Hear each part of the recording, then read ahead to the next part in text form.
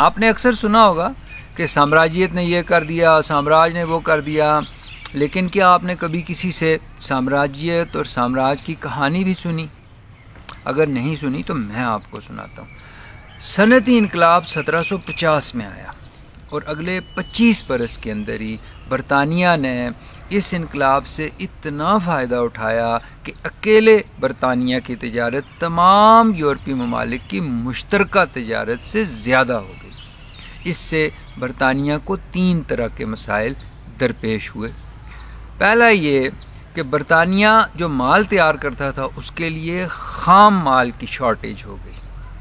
دوسرا یہ کہ جو برطانیہ کے کارخانے کی پیداوار تھی اسے فروخت کرنے کے لیے مارکیٹ کم پڑ گئی، یعنی مارکیٹ کو ایکسپینڈ کرنے کی ضرورت محسوس ہونے لگی۔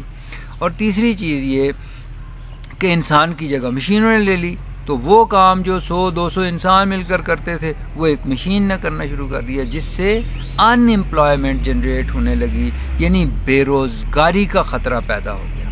ان تینوں مسائل کا حل برطانیہ کو یہ سمجھ آیا کہ دیگر ممالک پر قبضہ کر لیا جائے اور ان کے وسائل ہتھیا لیے جائیں۔ اسی کو سامراجیت کہتے ہیں، یعنی کسی ایک ملک کا کسی دوسرے ملک پر قبضہ کر کے اس کے وسائل کو ہتھیا لینا اور ان وسائل سے اپنے شہریوں کی زندگی کو بہتر کرنا، اور جس ملک کے یہ وسائل ہیں ان کے شہریوں کی زندگی کو ابتر کر دینا۔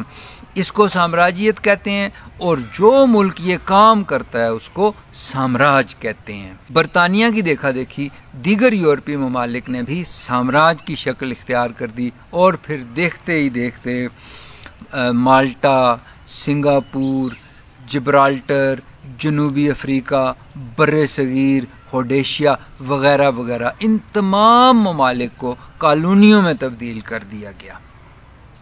یورپی ممالک کے بعد روس، جاپان اور امریکہ نے بھی سامراجیت کی دوڑ میں حصہ لینا شروع کر دیا۔ سامراج طاقتوں کے مفادات ایک دوسرے کے ساتھ ٹکرانے لگے تو ان میں تناؤ پیدا ہوا۔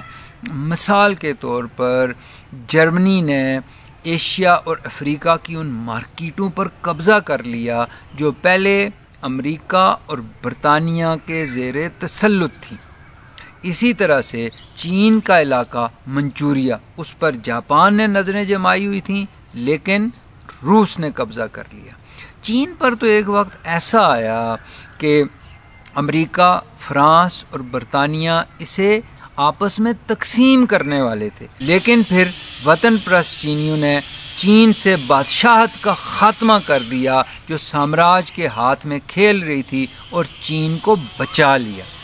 چین ہی نہیں بلکہ سامراجی طاقتوں نے ترکی کو بھی مل بانٹ کر کھانے کا فیصلہ کر لیا تھا، لیکن پھر روسی سامراج ترکی کی حمایت پر اتر آیا، اور ترکی نے مصطفیٰ کمال کی قیادت میں اٹلی کو میدان جنگ سے مار بھگایا، اور یوں ترکی کو ایک نئی زندگی ملی۔ اسی لیے ترکی کے لوگ مصطفیٰ کمال کو اتا ترک کہتے ہیں۔ سامراجیت ہی کی وجہ سے دنیا 2 عالمگیر جنگوں کا پیش خیمہ بنی، اور انسانیت کی تقدیر اور تاریخ پر وہ شرمناک دھبے لگے جو انسان قیامت تک نہیں دھو سکتا۔ دوسری عالمگیر جنگ کے بعد سامراجیت نے ایک نئی شکل اختیار کر دی، اور دنیا 2 سامراج قوتوں کے گرد گھومنے لگی، لیکن USSR کے ٹکڑے ٹکڑے ہونے کے بعد دنیا میں صرف ایک ہی سامراج طاقت بچی، اور وہ تھی امریکہ۔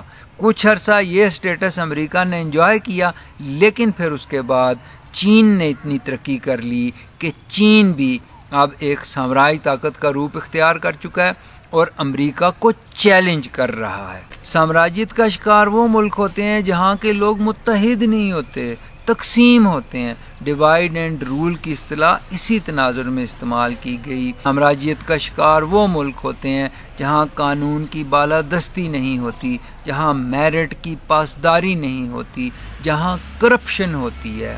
سامراجیت کا شکار وہ ملک ہوتے ہیں جہاں مذہبی انتہا پسندی کا راج ہوتا ہے، جہاں جہالت ہوتی ہے، جہاں قدامت پرستی ہوتی ہے، سامراجیت کا شکار وہ ملک ہوتے ہیں جہاں سائنس اور ٹیکنالوجی سے لوگ دور ہو چکے ہوتے ہیں۔ یہاں یہ بات بھی ذہن نشین کر لیجئے کہ دنیا میں جہاں کہیں نیچرل ریسورس تھا، سامراج قوتوں نے اسے لوٹ لیا ہے۔ اب جو بچا کھچا نیچرل ریسورس ہے وہ اس علاقے میں ہے جہاں پاکستان، ایران، افغانستان وغیرہ وغیرہ واقع ہیں۔ اسی لیے سامراج طاقتوں کی تمام تر دلچسپی اب اس خطے میں ہے۔ اگر ہم چاہتے ہیں کہ ہم سامراجیت کا شکار نہ ہوں تو ہمیں ان تمام وجوہات کا خاتمہ کرنا ہوگا جن کا میں نے ابھی ذکر کیا، یعنی ہمیں متحد ہونا ہوگا، ہمیں قانون کی بالادستی قائم کرنی ہوگی، ہمیں میرٹ کی پاسداری کرنی ہوگی، ہمیں کرپشن کا خاتمہ کرنا پڑے گا، ہمیں مذہبی انتہا پسندی سے بچنا ہوگا، ہمیں سائنس اور ٹیکنالوجی کے قریب جانا ہوگا، ہمیں قدامت پرستی کو خیر آباد کہنا ہوگا، ہمیں جہالت سے بچنا ہوگا۔